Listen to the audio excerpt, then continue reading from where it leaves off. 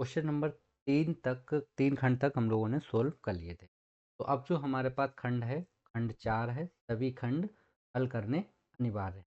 ठीक है, देखिए यहाँ पे क्वेश्चन में क्या बोला गया है। ये प्रत्येक प्रश्न हमारा जो है वो 2 अंक का है। सेट आप सभी को पता है, हमारा 324 IX सेट नंबर 1 हमारा चल रहा है। तो देखिए क्या है बेटा, क्वेश्चन दिया कि दर्शाइए कि फलन एफ एक्स बराबर 7x² - 3 एक वर्धमान फलन है जबकि x ग्रेटर देन इक्वल 0 है। यानी कंडीशन पहले से ही दे रखी है, यानी x की जो भी वैल्यू है वो 0 से बड़ी है, ये कंडीशन में बोल दिया गया। ठीक है, तो देखिए आपको यहाँ पे क्या दे रखा है, मैं यहाँ पे फलन दे रखा है एफ एक्स बराबर दे रखा है 7x² - 3 दे रखा है। और कंडीशन क्या है बेटा, कंडीशन हमको यहाँ पे इसने सीधे दे रखा है, क्या बोला, जबकि x ग्रेटर देन इक्वल 0, यानी ग्रेटर देन 0, इक्वल नहीं, सॉरी, ग्रेटर देन 0। तो देखिए बेटा क्या हो जाएगा हमारे पास, एफ एक्स है, सबसे पहले हम इसका करेंगे x के सापेक्ष अवकलन। तो हम यहाँ पे लिख देते हैं x के सापेक्ष अवकलन।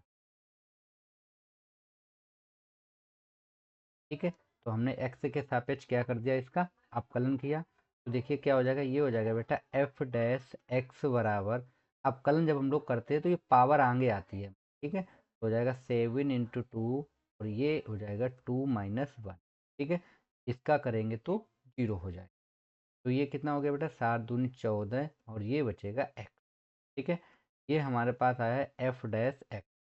अब देखिए कंडीशन में दिया गया था, चूंकि हमारे पास यहाँ पे दिया गया है कि x ग्रेटर देन 0, यानी x की वैल्यू आपको जो भी लेनी है बेटा वो 0 से बड़ी लेनी है। तो हमारे पास इसलिए क्या होगा, देखिए यहाँ पे जो एफ डैश एक्स होगा बेटा, ये भी ग्रेटर देन क्या हो जाएगा, 0 हो जाएगा। यानी कि अगर 0 से बड़ी अगर 1 भी रखेंगे तो 14 आएगा निकल के, 2 रखेंगे तो देखिए 0 से तो बड़ा ही आएगा। ठीक है, तो हम बोल सकते हैं अतः यह एक वर्धमान फलन है। तो आप यहाँ पे लिख दीजिए कि अतः दिया गया फलन कैसा है बेटा, वर्धमान। ठीक है, वर्धमान। तो ये हमारे क्वेश्चन का क्या हो जाएगा, आंसर हो जाएगा।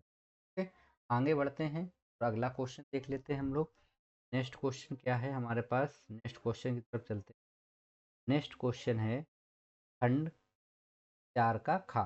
क्या दिया गया, सदिश ए वेक्टर ए प्लस बी और ए माइनस बी में प्रत्येक पर लंब मात्रक सदिश ज्ञात कीजिए, जहाँ वेक्टर ए बराबर हमें दे रखा आई कैप प्लस जे कैप प्लस कैप, और वेक्टर बी बराबर हमें दे रखा आई कैप प्लस 2 जे कैप प्लस 3 कैप, ये हमको दे रखा। ठीक है, तो देखिए हम लोग क्या करते हैं, सबसे पहले हम लोग लिख लेते हैं जो वैल्यू हमको दी गई है। हमें दिया गया है वेक्टर ए बराबर कितना दिया गया बेटा, आई कैप, जे कैप और के कैप।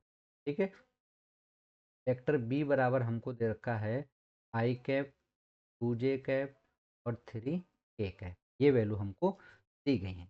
अब सबसे पहले हमारा काम रहेगा कि हमें निकालना है वेक्टर ए प्लस बी और वेक्टर ए माइनस बी निकालना है। ठीक है, तो हम निकाल लेते हैं यहाँ पे सबसे पहले vector A plus vector B. सबसे पहले इसी को फाइंड करेंगे, तो देखिए ये हो जाएगा मेरे पास आई कैप प्लस जे कैप के कैप, प्लस करेंगे इसके साथ तो ये हो जाएगा आई कैप 2 जे कैप का 3 के कैप।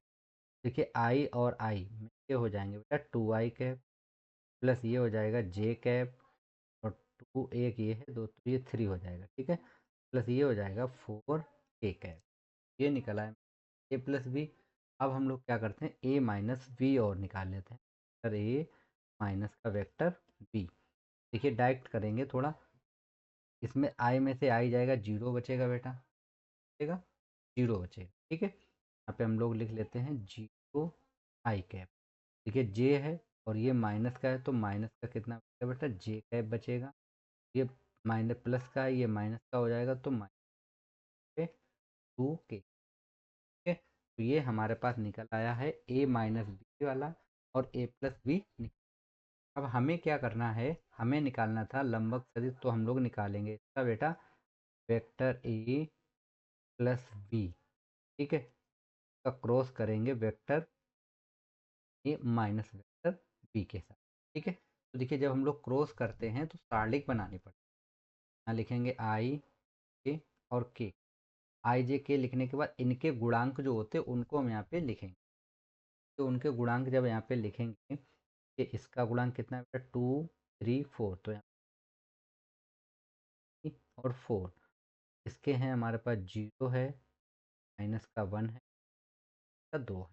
ठीक है, अब इसको हम लोग सॉल्व करेंगे। देखिए जब इसको हम लोग सॉल्व करेंगे तो हमारे पास हम विस्तार कर देते हैं R1 को लेकर, देते हैं R1 के सापेक्ष। ठीक है, R1 के सापेक्ष हम लोग हल करेंगे। ये हमारी R1 होती है, R2 या R3। ठीक है, ये यहाँ पे जब सॉल्व करेंगे आई ब्रैकेट, देखिए आई वाली लाइन लेंगे तो ये लाइन छोड़ देनी हमको, ये इसका इसमें गुणा करेंगे 3 दूनी 6, यानी कि माइनस का 6 हो जाएगा, है 4 का 4। ठीक है, फिर आएगा माइनस का जे कैप, को छोड़ेंगे तो ये हो जाएगा 2 दूनी 4, माइनस के हो जाएंगे 4, और का हो जाएगा ये प्लस का होगा के कैप, बस कितना ये इसका करेंगे तो माइनस का 2 आ जाएगा, करेंगे तो ठीक है। ये अब कितना बचा हमारे पास, यहाँ पे बचेगा माइनस का 2 का माइनस का हो जाएगा, और जे का 2 एक है। ठीक है, ये हमारे पास निकल आया। अब हम लोग क्या करते हैं, इसका हम लोग मोड निकालेंगे। Vector A plus vector cross vector हो जाएगा वेक्टर ए माइनस का वेक्टर वी का हम लोग मोड निकालेंगे। तो देखिए बेटा मोड में हम एक क्वेश्चन बता चुके हैं कि जो इनके गुणांक होते हैं उनका वर्ग किया है। ठीक है, कि ये हो जाएगा -2 का वर्ग प्लस 4 का वर्ग, ये हो जाएगा का वर्ग। ठीक है, ये -2 का वर्ग करेंगे तो 4, 4 का वर्ग करेंगे ये ठीक है, तो जोड़िए 8 4। अगर आप इसको हल करना तो आप कर लीजिए, तो आप ऐसे भी लिख सकते हो 12, तो हम लोग ठीक है, तो ये पेयर बन जाएगा, बाहर आ जाएगा तो 6। ठीक, आप इसको इस तरीके से देख सकते हैं। ठीक, अब आपको क्या करना है, इनके बीच का आपको निकालना है कोण। तो इनके बीच का क्या निकालना है, कोण। तो देखिए इसके लिए फार्मूला होता है हमारे पास, vector A cross vector B बराबर बेटा होता है ई का मॉड, और इस दोनों का मोड होता है बेटा साइन थीटा। ठीक है, कितना साइन थीटा होता है। देखिए यहाँ पे लोग अगर एक चीज़ देखें तो ए क्रॉस बी हम लोग निकाल चुके, उसका भी हमारे पास मोड ही होता है क्रॉस बी का, तो हम लोग ए क्रॉस बी का मोड यहाँ पे रखेंगे। ठीक,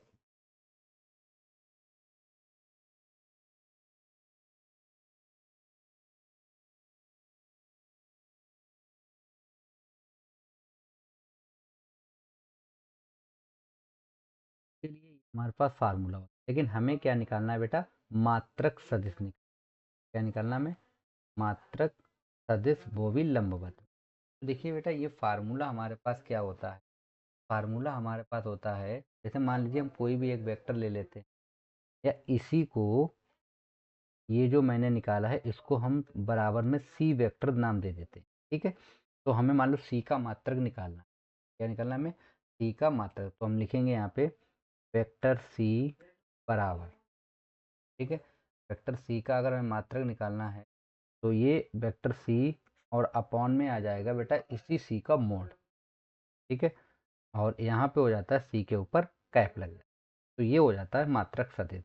तो देखिए यहाँ पे हमने जो सी निकाला है वो हमने ये देखिए यहाँ पे ये चीज़ निकाल रखी थी, ये वैल्यू, और उसका मोड निकाला था तो ये आया।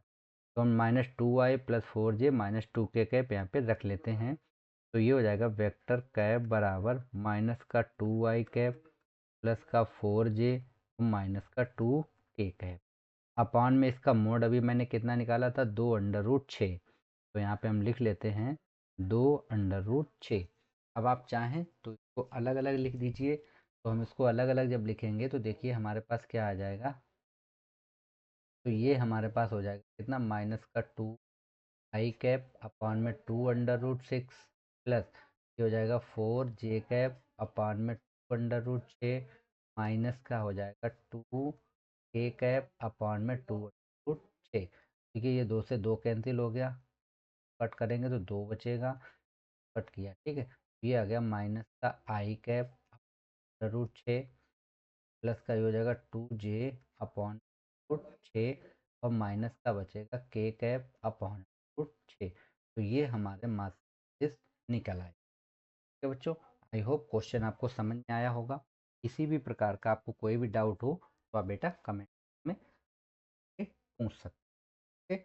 ये हमारा निकल आया। ठीक है, आगे बढ़ते हैं क्वेश्चन की तरफ। और अगला क्वेश्चन देखते हैं, आप एक बार वीडियो को शेयर भी कर दीजिए। ठीक है, अगला क्वेश्चन क्या है हमारे पास, ये दिया गया हमको क्वेश्चन नंबर का, क्या दिया गया कि यदि एक रेखा का कार्तीय समीकरण को x माइनस 5/3 बराबर y+4/7 और बराबर है z-6/2 है तो इसका सदिश रूप में समीकरण ज्ञात कीजिए। इस टाइप के क्वेश्चन हर साल एग्जाम में आते ही आते। तो मैंने कई बार बताया कि आप अगर अनसोल्व पेपर ही सोल्व कर लोगे बेटा तो आपके कम से कम 90 नंबर 100% आ जाएंगे। ठीक है, 90 से 95 तक का पेपर अनसोल्व पेपर से ही आता है। कभी कभी केवल डिजिट चेंज होते हैं, सेम संख्या होती है। ठीक है, देखिए आपको जो समीकरण दिया गया है, क्या दिया गया आपको, x-5/3 बराबर आपको दे रखा है y+4/7 बराबर आपको दे रखा है z-6, ये आपको दे रखा है। ठीक है, अब आपको क्या करना है, इसकी तुलना आपको करनी है किससे बेटा, x-1 अपॉन और y-y1 z-c से। ठीक है, ये तुलना जब इसकी हम लोग तुलना, सी के मान मिल जाएंगे 1 और z। x1 बराबर हमें कितना, 5, ये y1 बराबर हमें, z1 बराबर हमें 6। ठीक है, ए बराबर अगर हम देखें 3 मिलेगा, बी बराबर 7 मिला, सी बराबर हमको 2 मिल गया। ये ए बी के मान लिखे हुए। ठीक है, अब हमारे पास देखिए रेखा बिंदु क्या हो जाएंगे, रेखा बिंदु हमारे पास हो गए 5, 4 और 6। ठीक है, 6 होकर जाती है, जो हमारी रेखा है वो हमारा रेखा बिंदु है 5 का 4 और +6 से होकर जाती है। अब देखिए हम लोग यहाँ पे लिखेंगे सदिश। ठीक है, और सदिश हमारे पास क्या होगा, देखिए सदिश जो हमारा होता है वो ये होता है ए आई कैप, बी ए कैप और सी ए कैप। तो ए बी सी के मान ये हमको दिए गए, ये हो जाएगा 3i कैप +7j कैप +2 के कैप, ये हो गया हमारा सदिश हो। ठीक है, अब हमने यहाँ पे क्या किया, देखो सदिश भी लिख दिया हमने, यानी कि ये हमारे पास वेक्टर बी निकला है। ठीक है, यहाँ पे हम लिख देते हैं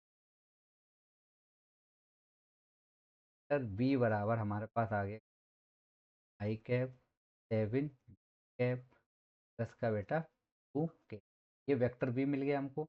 वेक्टर ए हम लोग कहाँ से लाएंगे, जो बिंदु होते, ये रेखा वाले बिंदु हैं, ये हैं वेक्टर, तो हम लोग इसको लिखेंगे। देखिए बेटा जाएगा 5 कैप -4 कैप +6 कैप, ये हो गया वेक्टर ए और वेक्टर बी। देखिए बिंदु मैं यहाँ पे लिख दूँ, बिंदु वेक्टर ए से जाने वाली और वेक्टर बी के समांतर समांतर रेखा का समीकरण, यानी कि बिंदु ए से जाने वाली और बिंदु बी के समांतर जाने वाली रेखा का समीकरण क्या होता है, तो ये होता है हमारे पास वेक्टर आर बराबर बेटा होता है, वेक्टर आर बराबर होता है vector A plus lambda vector B, कहीं कहीं लेमडा की जगह पे म्यू भी बनाया है, ठीक है, किसी किसी बुक में म्यू बनाया गया है, तो उससे कोई दिक्कत नहीं है। तो देखिए यहाँ पे कितनी जगह वेक्टर आर बराबर ए की वैल्यू हमारे पास ये रही, कितनी रहेगी बेटा 5i कैप माइनस का 4j cap plus 6k cap, ठीक है। फिर हमारे पास हो जाएगा प्लस, और वेक्टर बी की वैल्यू हमारे पास कितनी हो जाएगा 3i कैप 7 कैप प्लस का 2k कैप। ये हमारा क्वेश्चन का आंसर हो जाएगा। ओके बच्चों, क्लियर हुआ? कोई भी आपको डाउट हो, कोई चीज़ समझ ना आ रही हो, तो आप बेटा कमेंट बॉक्स कमेंट करके पूछ, ठीक है। इस टाइप का क्वेश्चन एक एग्जाम में आपको जरूर मिलेगा, ठीक है। ये एग्जाम की दृष्टि से इम्पोर्टेंट क्वेश्चन है। अगला क्वेश्चन देखते हैं, प्रायिकता का क्वेश्चन। क्या बोला गया ये कि एक थैले में 4 सफ़ेद और 2 काली गेंदें हैं तथा दूसरे थैले में 3 सफ़ेद और 5 काली गेंदें। प्रत्येक थैले में से एक गेंद निकाली जाए तो दोनों गेंद काली होने की प्रायिकता ज्ञात कीजिए। यानी तो दोनों गेंदें काली होंगी, इसकी प्रायिकता आपको ज्ञात करनी। यानी हमारे पास क्या है बेटा कि यहाँ पे समझते हैं, 2 थैले हैं, इसमें 4 सफ़ेद हैं, 4 सफ़ेद हैं प्लस 2 काली हैं, ठीक है। एक आपके पास दूसरा थैला और है, और इसमें बेटा आपके पास 3 सफ़ेद हैं प्लस 5 काली हैं, ठीक है। अब उसने कंडीशन ये बोला कि ये बताइए प्रत्येक थैले में से एक गेंद, यानी एक गेंद इससे निकाली गई है और एक गेंद इस वाले से निकाली गई है, तो दोनों गेंद काली होने की प्रायिकता क्या है? तो आपको ये बताना है कि दोनों गेंदें आपकी कैसी हों, काली हों, और दोनों थैलों से एक एक गेंद निकाली गई, ठीक है। तो देखिए हम लोग क्या करेंगे, तो पहले थैले में से काली गेंद निकाले जाने की प्रायिकता निकाल लेते हैं हम लोग। लिखें पहले थैले से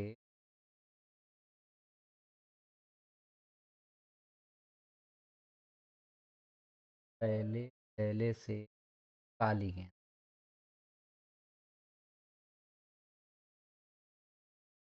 निकाले जाने की प्रायिकता,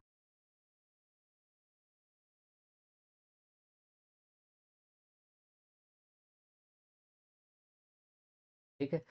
पहले से काली, यानी इसमें टोटल गेंदें कितनी है बेटा 6, इसमें टोटल, ठीक है। तो काली गेंद निकाले जाने की प्रायिकता कितनी होगी मेरे पास, इसमें कुल गेंदें आपकी हैं 6 और इसमें कुल गेंदें हैं आपकी 8, ठीक है। तो हम लोग क्या करेंगे, यहाँ पे इसको हम लिख लेंगे P E1 बराबर, यानी पहला थैला है तो P E1 है। टोटल काली गेंदें कितनी है बेटा, इसमें लाल टोटल हैं 6, तो 2 एकम 2 2 तियाँ 6, यानी कितनी हो जाएगी बेटा 1/3 हो जाएगी, ठीक है। अब देखिए दूसरे थैले से काली गेंद से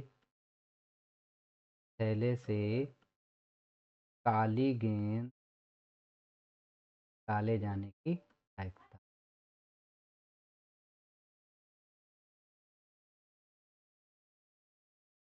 प्रायिकता तो ये हो जाएगा Pe2, ठीक है।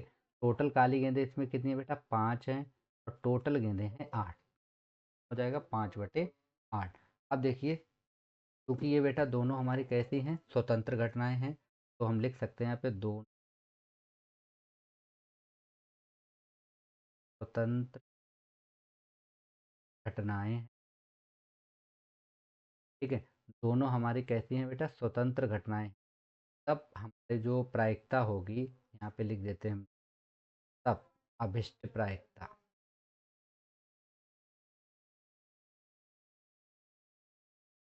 प्रायिकता कितनी हो जाएगी बेटा, वन होगा टू E2 हो जाएगा, तो ये हो जाएगा 1/3 टू 5/8, और ये हो जाएगा 5, ये हो जाएगा 8 24, प्रायिकता आएगी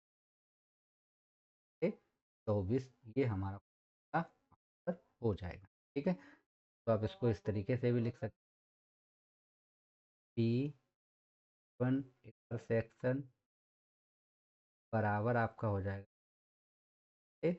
24, ठीक, ये आपके क्वेश्चन का आंसर हो जाएगा।